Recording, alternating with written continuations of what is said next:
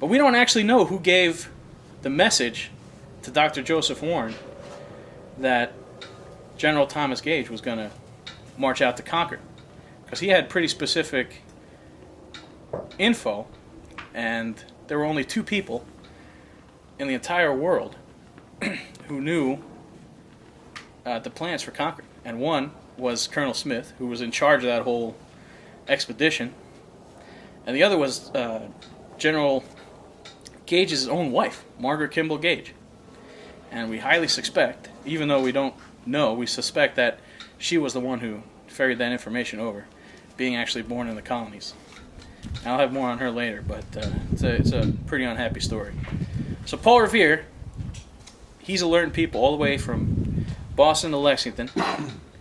And he gets to Lexington, and he finds 2 people there of supreme import to the revolutionary cause. He finds Sam Adams and John Hancock there, who are 2 of the more ridiculous figures in Revolutionary era history. Both, when he told them that the Redcoats were coming, not only to march on Concord, but to capture and presumably kill them, instead of leaving, they started polishing their swords, and to each other, talking about how many redcoats would be lying at their feet by the end of the night. Paul Revere, meanwhile, is trying to convince them to leave, go some other town. And he fails and keeps going out into the countryside because he's trying to get to Concord, warn those guys. He meets up with Dawes in Lexington, decides to leave. He leaves the 2 of those arguing. Goes up to Concord, and on the way, meets a random guy in the road that he's never met. And this is a man by the name of Dr. Samuel Prescott. Now, put yourself in Samuel Prescott's shoes. Samuel Prescott was in his early 20s. He was a doctor. He was out that night. Now, this is about 1:30 in the morning when they meet this guy. He was out that night meeting up with his fiancée, who he was soon to marry. So, Sam Prescott sees these 2 guys ride up to him, and they give him the cheesiest pickup line I can think of. They say, "Why, sir, you look like a high son of liberty to me. Why don't you come help us alert the entire countryside that the regulars are out, and they mean us no good." So if you're Sam Prescott, you're looking at these 2 guys. They've been riding all night. Their horses are bloody, right? And they walk up to you and in effect say, "Hey, how's about some treason? How about it's 1:30 in the morning. I know you're tired. I know you had a lovely evening with your fiance, but how's about some treason?" And that's what they say to this guy without any guns to his head, without having to bribe him or nothing. Well, Sam Prescott was down for the cause. And Sam Prescott, without ever having met these 2 guys, said, "You know what? That sounds like the most important thing I could think of doing right now." So, instead of just riding along with you guys and alerting everybody, all the people on the road from here to Concord know me. I am a doctor. I've been making house calls around here. And not only will I ride along with you, but I'll vouch for the 2 of you, that what you say is good. So instead of just riding from important place to important place now, they're kind of knocking on every single door on the way down, which kind of slows them down a little. And these 3 riders, pretty soon, as they're going from Lexington to Concord, come upon 2 British riders in the they see them in the trees. And Paul Revere is the kind of guy who says, "You know what? There's 3 of us, and there's 2 of them. Why don't we take them?" Right? So they charge on the horses, go towards these 2 guys. About halfway there, those 2 guys turn into 4. And Paul Revere's still the kind of guy that whips the horses forward. Well, I guess they had the momentum, right? But as they get real close to those 4 guys now, well, the 4 guys turned into 10 guys. And those 10 guys surrounded Paul Revere, Dawes, and Prescott. And that was the end of Paul Revere's ride. And a lot of people don't know that Paul Revere actually got captured on the way to Concord. And so Paul Revere gets captured. William Dawes, he breaks his horse into one direction, but He makes it away, but his horse bolts and they get near some house, a wild animal. So the horse throws him off and he hits his head. So that's the end of William Dawes' ride.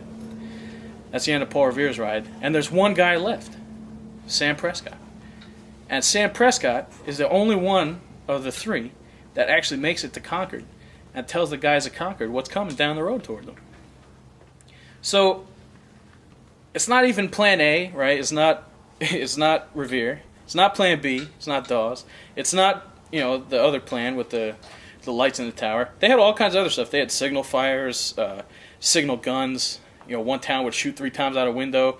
That meant not only for their guys to get together, but for the next town that heard it, that they should shoot 3 times out a window. So they had all these plans, and there wasn't even any of those. It was Plan F. It was like this random guy they find in the middle of the road who not only goes along with what they're doing, but actually is the only one to succeed in telling Concord.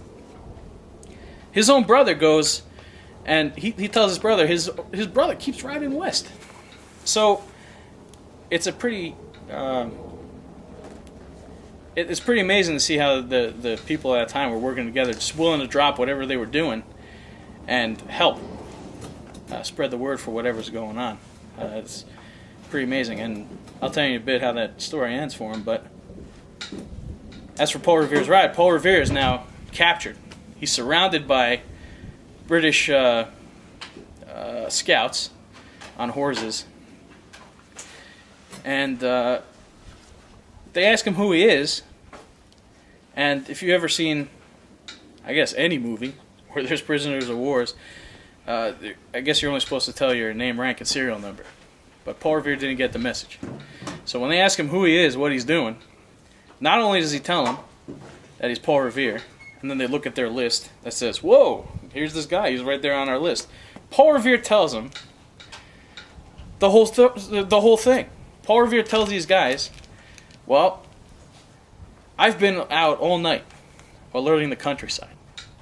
And I did such a good job of it that I consider my mission done. See, you wouldn't have been able to capture me without putting a bullet in my back, unless I had already finished alerting the countryside. So what that means for you, Redcoats, is that when your men make it to Lexington, there's going to be 500 militia there, waiting in Lexington for them. And they're all dead men.